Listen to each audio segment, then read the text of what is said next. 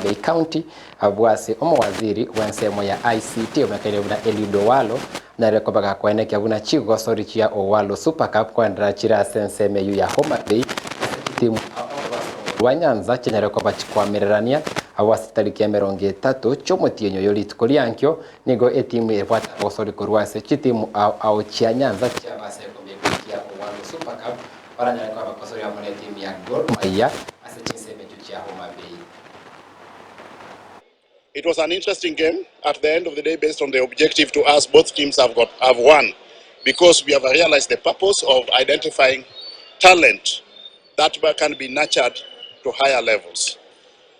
As these matches are going on, we have got a technical committee here led by Tobias Ochola, James Goro Ronge, and Gerald Omolo, among others, who are identifying the best 2 players in each position.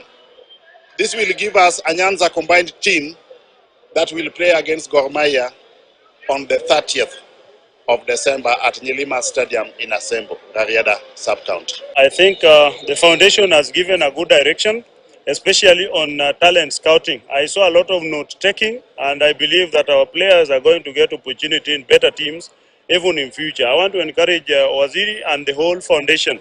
Now let us focus on this and further in future look at also the women's side so that we can make it more inclusive.